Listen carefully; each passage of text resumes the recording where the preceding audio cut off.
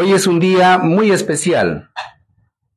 Nos encontramos celebrando un cumpleaños más del gran maestro, padre de la etnohistoria peruana, Waldemar Espinosa. Y qué mejor recordarlo con amistades, exalumnos, compañeros de trabajo y sobre todo desde la Universidad Nacional Federico Villarreal y del Grupo de Estudios Andinos. Hoy hemos venido a compartir y a celebrar con él este gran acontecimiento de reconocimiento, de amistad y gratitud por todas las cosas enseñadas y transmitidas a toda la generación. Por ello, vamos a tener las palabras del doctor Samuel Villegas, jefe del Departamento de Historia y de la Facultad de Humanidades. Sus palabras. Muchas gracias, profesor Medina.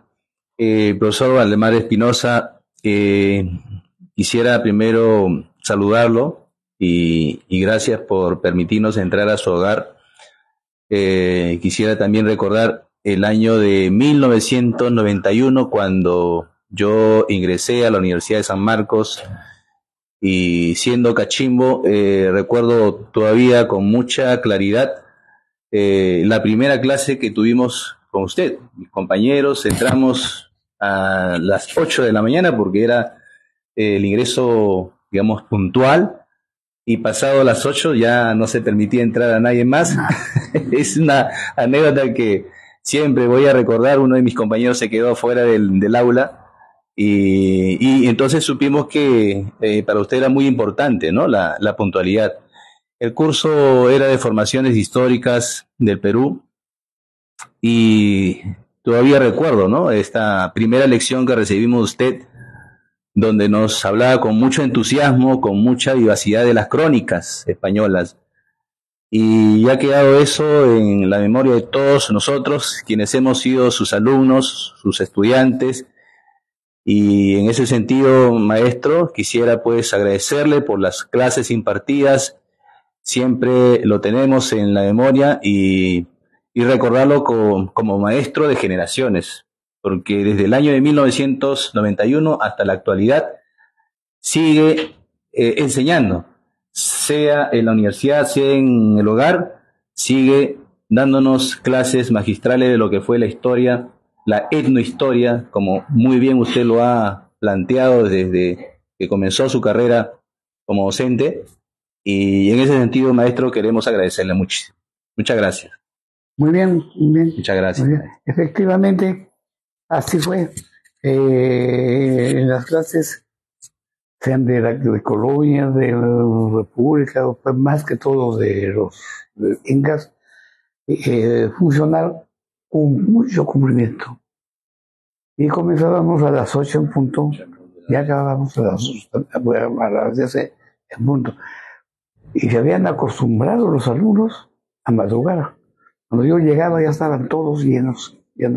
Bueno, ya quedó fuera, pues ya 4 faltas los eliminaba.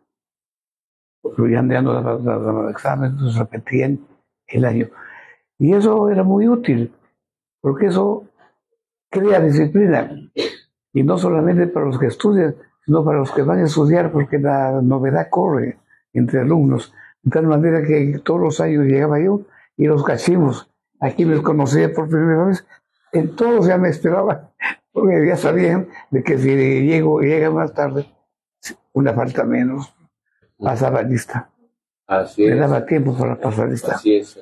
Sí, maestro. Sí, y entonces, ¿qué mejor sería recordarlo de las palabras de uno de sus alumnos también, como el profesor Chumpitaz, ¿no? A ver que nos comente algunas cosas en torno a esa disciplina de enseñanza. Muchas gracias.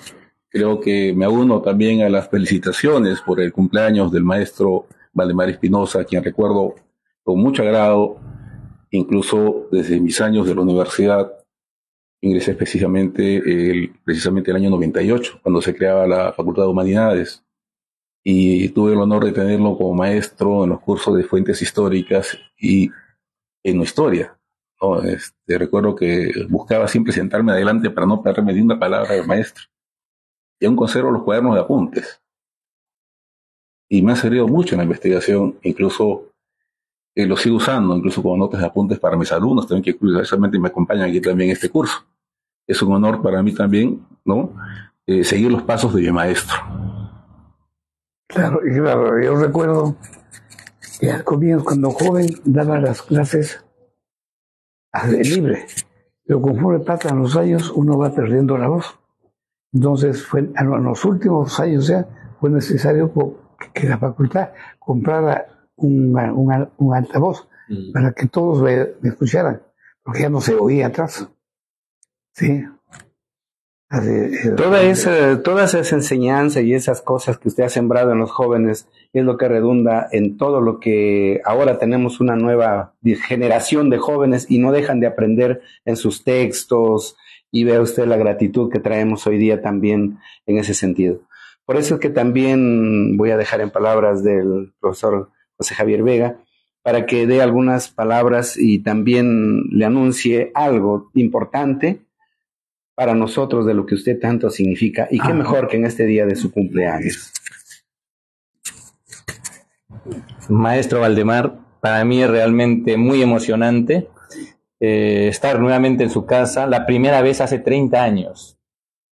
Y recuerdo que fue para mí un aprendizaje tremendo, porque por primera vez veía tantos libros, tantos periódicos, tantas revistas, tantos documentos, y decía, oh, ¿cuándo voy a leer todo esto? Era cachimbito, maestro.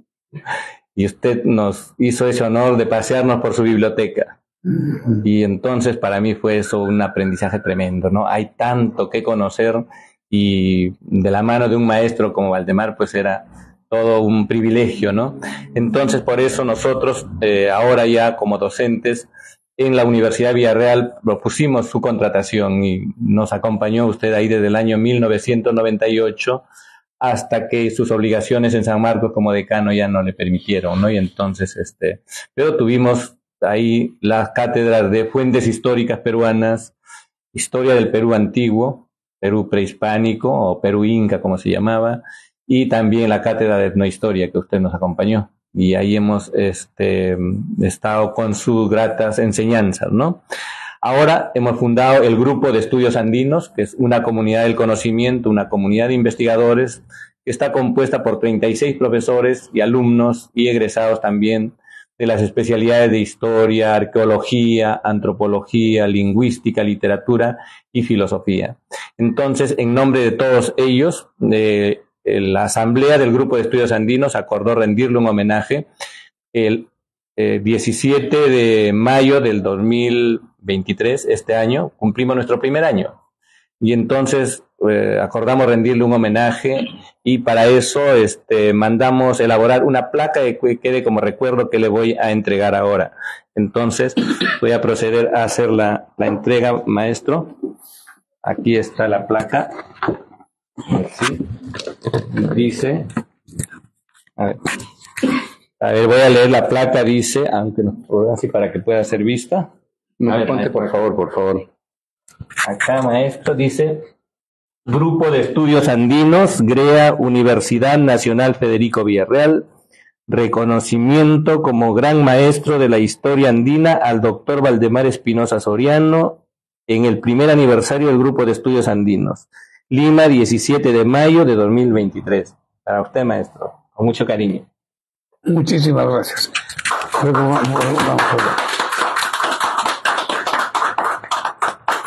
Bien, también en sesión más reciente, el 31 del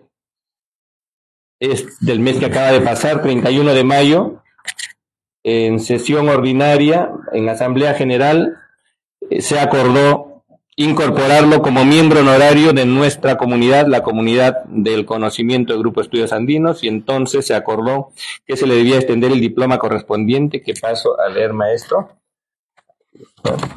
Dice: Grupo de Estudios Andinos, GREA, Universidad Nacional Federico Villarreal. El coordinador del Grupo de Estudios Andinos, por cuanto la Asamblea General del miércoles 31 de mayo de 2023 ha aprobado por unanimidad incorporar como miembro honorario al doctor Valdemar del Socorro Espinosa Soriano.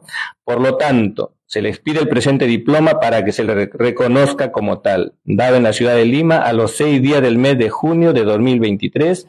Firman Magíster José Javier Vega Loyola, coordinador del Grupo de Estudios Andinos; Doctor Augusto Fernando Ruiz Ceballos, director de la Escuela Profesional de Historia; Doctor Samuel Villegas Paucar, director del Departamento Académico de Historia, Antropología y Arqueología. Con lo cual, maestro, le tenemos ahora como miembro honorario de nuestra comunidad. Ya, muy bien, muy bien, muy bien. Gracias, maestro, gracias. Augusto Fernando Ceballos es el que viene trabajando hace muchos años. Sí. Él ha sido de los primeros egresados de la Escuela de Historia y después profesor. Y ahora es el director de la escuela. Sí, fue mi alumno en San Marcos. Sí. Y en la Villarreal. En la Villarreal sí, profesor. Él ha sido profesor. Sí. Y no ha sido rector todavía. No, todavía. Ya seguramente ya está. Sí. Bueno, ya debería hacerlo, ¿no? Bueno, tomen asiento, por favor. El profesor Vega ha hecho referencia a dos cosas. Primero, a la biblioteca que tenía. Efectivamente, pues tenía una biblioteca que yo, a simple vista, yo creía que era de 35,000 libros. Pero la fecha que lo doné a San Marcos, resultaron más de 100,000 libros. Sí, era inmensa. Era todo un piso, recuerdo. Sí, todo el piso. Todo el primer piso. Todo el primer piso. Y de historia solamente, de geografía, bueno, temas peruanos, literatura, religión, folclore, pero del Perú y del Perú. Especializada. Para mí fue un problema qué hacer con la biblioteca, venderla al extranjero o no. Venderla a un particular, imposible. Eso tenía que ir o a la Biblioteca Nacional o a la U de San Marcos. Después de mucho pensar, a San Marcos, porque San Marcos no tiene biblioteca, porque la ha perdido, pues, en tanto cambio que ha tenido. Ustedes saben que salió terremotos, lluvias torrenciales, desataban el techo de Quincha, y entonces lo llevaban, alquilaban un local. En el traslado se perdían. En el retorno se perdían. Y como San Marcos ha sufrido esas tristes experiencias repetidas veces, poco a poco ha mermado su tesoro bibliográfico. Y me viene, pues, ahora tiene una biblioteca ya de estructura sólida, ya no hay peligro que lo sustraigan muy fácilmente, ni peligro que la naturaleza lo destruya. Lo va a donarle a San Marcos. Vinieron acá las furgonetas y que esos cajones se demoraron como 2 meses en llevarla. Todavía ha quedado un cuarto lleno de libros que ya lo llevarán después. Ahora la biblioteca está en la U de San Marcos. Y para que lo organicen con criterio moderno, para ver, y lo pongan al servicio de los estudiosos del Perú y del mundo, porque había también muchos extranjeros que se interesan por el pasado peruano, con controles restrictos para que no se pierdan, porque en la biblioteca que yo tengo libros desde el siglo XVI en adelante. Tengo libros, ediciones absolutamente ya perdidas, ya no editadas, y son tesoros bibliográficos. Y me daría mucha pena saber que eso se pierde, porque no por el enorme valor en dinero, sino por el enorme valor histórico, intelectual que nos brinda a nosotros. Y yo siempre me estoy preguntando cómo va la biblioteca. Ahora ha venido un profesor de San Marcos a felicitarnos también por el cumpleaños. Me da cuenta que está en un salón especial, de un salón que lleva mi nombre, que dice Sala Valdemar Espinosa, y que la digitalización de los membretes del libro todavía continúa, porque es demasiado para que lo terminen en pocos meses. Son 100.000. Necesitan 12, 20 empleados para que te termine. Pero yo creo que está todo. O sea que es una biblioteca como la de Porras. Porras también hizo una gran biblioteca que lo donó a la Biblioteca Nacional. Porras no quería donar a San Marcos, porque San Marcos era una biblioteca muy movida. Unos alumnos muy movidos, muy revolucionarios. No había seguridad de la universidad que se cierra o amanece abierta. No lo dejó. Pero ya han cambiado los tiempos. Ahora hay más seguridad en el edificio mismo, en la estructura, y creo que hasta en la formación política e intelectual de los alumnos hay más seriedad.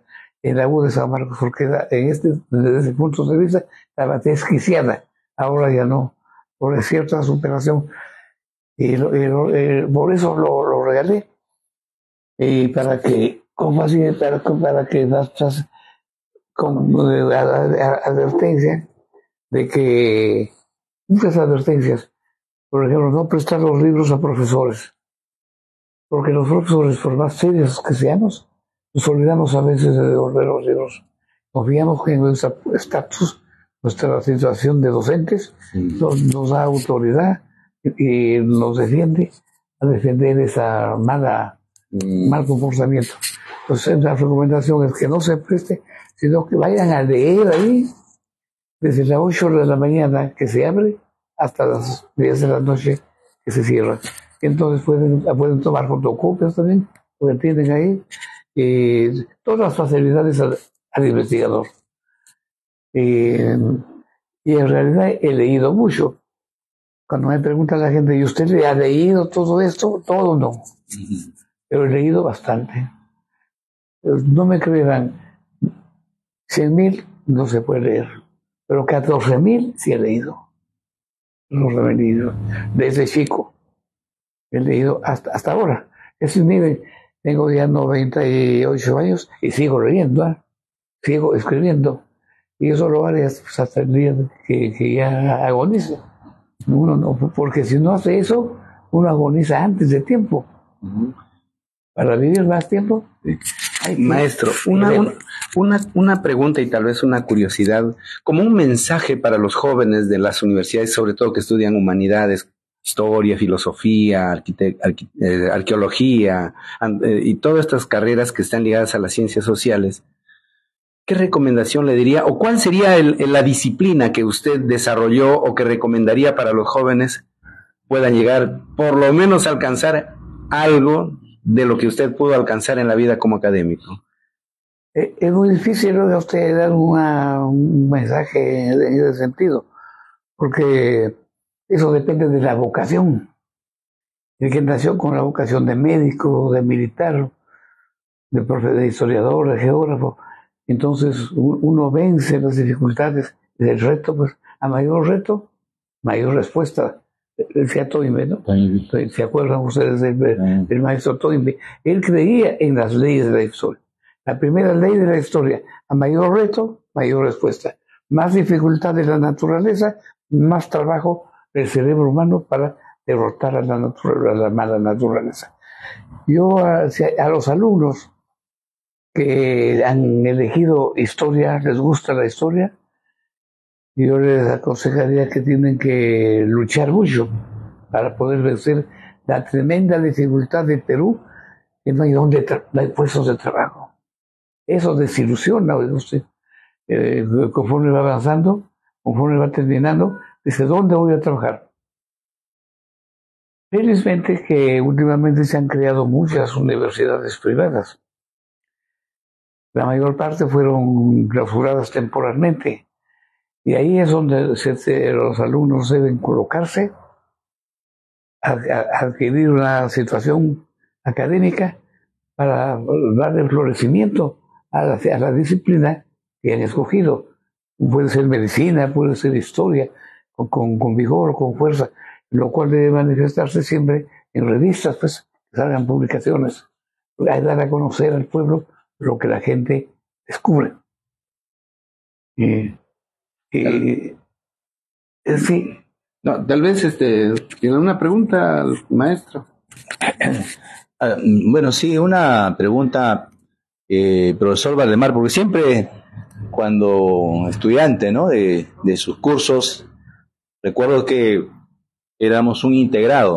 En ese año de 1991 se reunían las diferentes especialidades, había arqueología, historia, estudiante de antropología, todos éramos un integrado, ¿no? Y usted se dirigía a todo ese grupo, que aproximadamente más de 100 estudiantes, ¿no? Más de 100, prácticamente llenaba todo el auditorio, ¿no?, del integrado. Entonces, en aquellos años, me imagino que para usted era sumamente difícil, porque hoy en día con 20 estudiantes ya nosotros como que nos agotamos, pero trabajar con más de 100 estudiantes para usted, me imagino que era pues sumamente complicado. ¿Cómo usted podía realizar ese trabajo?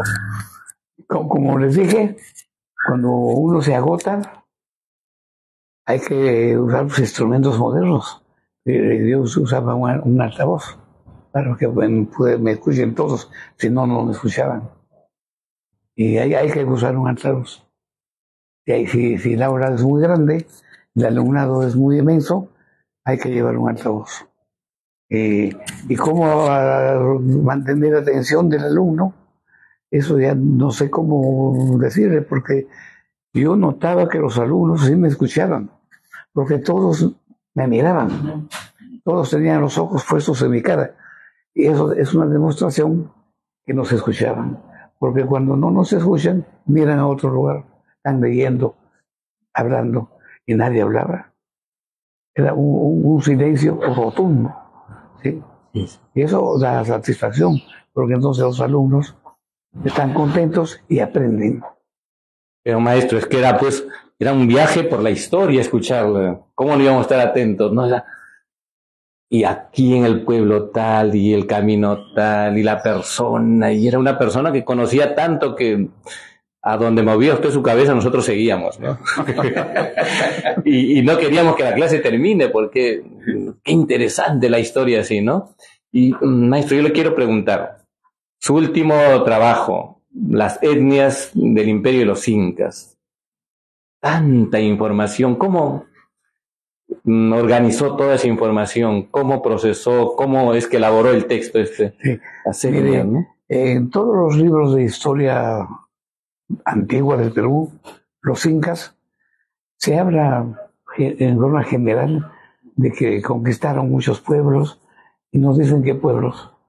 Y yo soy de Cajamarca, y entonces que los caxamarcas quería estudiar a la etnia caxamarca.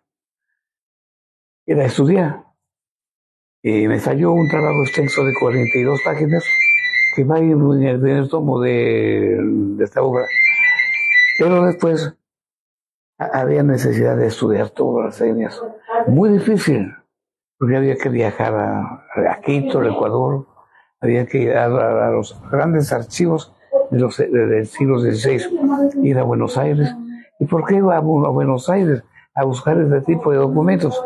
Porque Buenos Aires recibió el archivo de La Paz, el archivo de Lima, los documentos que le tocaban cuando se fundó la Real Audiencia y el Virreinato en Buenos Aires. Por ley tenía que pasar toda la documentación referente a ese país. Y ahí están los documentos. Hay documentos de Tupac Amaru, hay documentos de la conquista.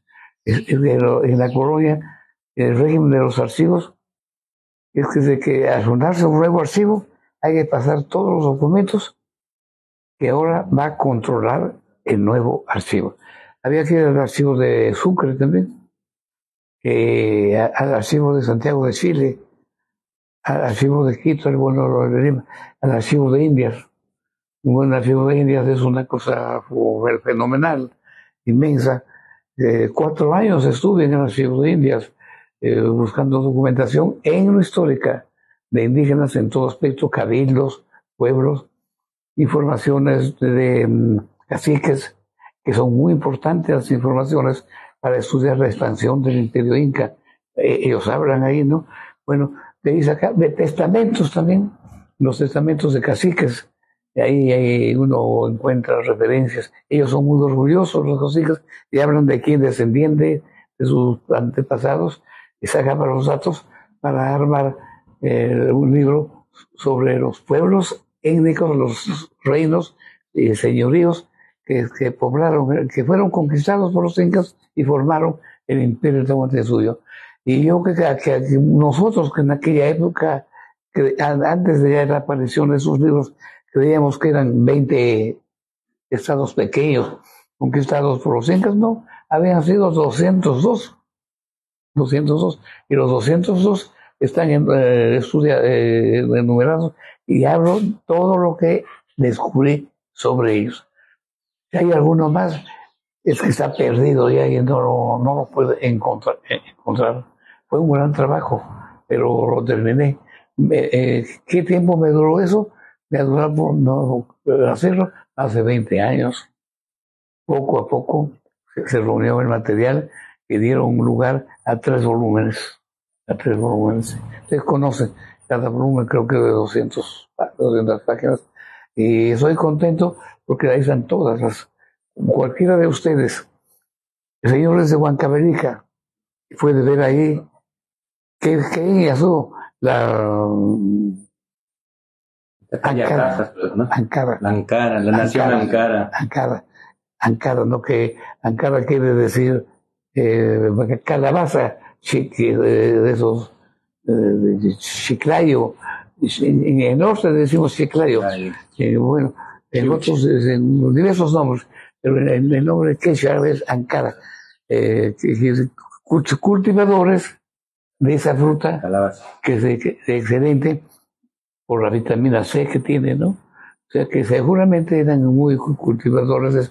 Yo anoté de los Ankara todo lo que encontré en el archivo de Ankara es Ankara, pues allá en Huancavelica, en el archivo de Jauja, en el archivo de Cajamarca, a donde iba, veía esas cosas. En Ocopa también, porque los padres de Ocopa recopilaron muchas cosas de la selva porque fueron misioneros en el sur de Maynas, en los archivos de los jesuitas, que fueron misioneros en Maynas, al norte del río Marañón.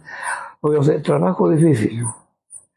Difícil, pero después de 20 años de trabajo se logró armar 3 libros. Bueno, ha sido una de las últimas publicaciones. Ya es un poco viejito el libro, debe tener ya 4 años o 5 años.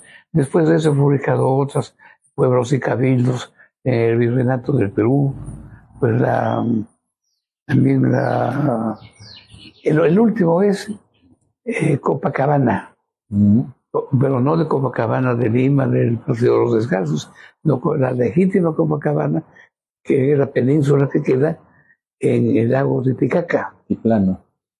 Pero que la Copacabana está actualmente solamente 6 minutos de la frontera peruana. Uno puede entrar a pie a conocer esas bellezas. Buenas cosas también se han encontrado ahí, porque los misioneros de Copacabana reunían todo, pues, en su tiempo. Reunían con el objeto de destruirlo.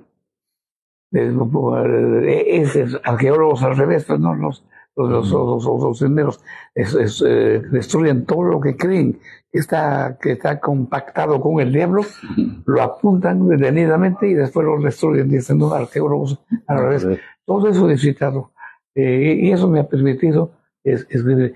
Bueno, si hay algún alumno en esta agrupación científica que desea eso, profundizar eso, puede ser que se pueda ampliar, puede ser que se pueda corregir inclusive, pero tiene que emprender un trabajo muy serio. Y desde el comienzo pensar de que eso no es cosa fácil, es cosa difícil, pero que acaba en el triunfo. Tal vez alguna pregunta, profesor, al maestro.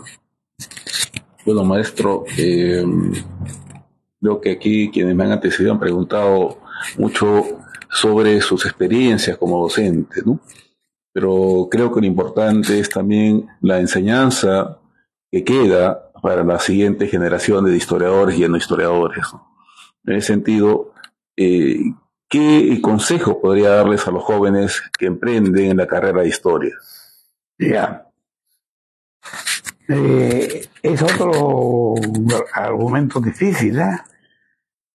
¿Qué consejo dar a un estudiante de medicina, un estudiante de arquitectura o de historia? Yo le diría que el estudiante de historia debe pensar que no está estudiando el pasado porque es pasado. El pasado aburre, el pasado frena. Hay que pensar de que el historiador es un cronista del futuro y que es un cronista que está estudiando cosas para la transformación, para el futuro. Estudiar que es el profesor de historia debe imaginarse que es un cronista, pero un cronista del futuro, no del pasado. Eso decía también Luis Alberto Sánchez. Él lo dijo por primera vez, los historiadores, dijo él, son cronistas del futuro, no son estudiosos del pasado. Yo digo igual. Maestro, podríamos seguir conversando más porque escucharlo es todo un deleite y un placer enorme, pero finalmente nos gustaría tal vez algunas palabras de reflexión sobre esta incorporación al grupo de estudios andinos, porque queremos tenerlo ahí hasta cuando se decida y esté con nosotros. Cuando yo escucho a grupo de estudios andinos, pienso que como en el Perú se han fundado muchas instituciones para estudiar el pasado. En Ica, en Trujillo, en Cajamarca, en Piura. En todas estas zonas peruanas donde han habido culturas florecientes como Nazca, Paracas, Cebú, Tallán, se han fundado y no han producido nada por desgano.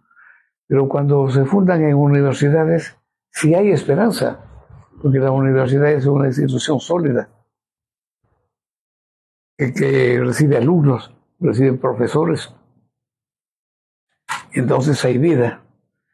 Pero para que esa vida sea conocida por todos, hay que publicar artículos. Una revista por año saquen. El título es emocionante. El Instituto de Estudios Andinos. Pónganle Etnohistoria de Estudios Andinos. Es más imponente etnohistoria, ¿no? Etnohistoria quiere decir que se está estudiando historia, pero con métodos antropológicos, no con métodos literarios, métodos narrativos, no, científicos de la antropología. Bien, es una ciencia social, la historia, por eso se aplica la antropología.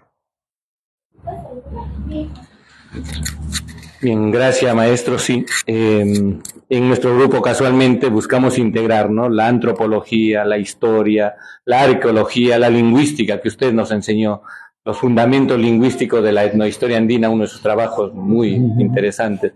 Entonces, para nosotros es sumamente grato que nos haya recibido en su domicilio para compartir su cumpleaños, ¿no? Y también que nos haya aceptado incorporarse como miembro honorario de nuestra comunidad del conocimiento. Por eso, ya para despedirnos, no quitarle también mucho tiempo, maestro. No me quitan ningún tiempo. Gracias, maestro. Entonces estamos aquí para rendirle ese homenaje y para agradecerle por todas sus enseñanzas, todo su esfuerzo que usted hizo, y por habernos hecho entender, pues, que el mundo andino no es una abstracción, ¿no?, sino son las historias andinas de los Chocja, de los Otávalos, de los Huancas, los Chancas y decenas, cientos tal vez de, como dice usted, 202 desde Pasto, etnias, ¿no?, desde Pasto hasta Maule, ¿no? Hasta Maule, sí. Sí. 200 etnias. 202 etnias que están en su texto sobre las etnias del Imperio de los Incas.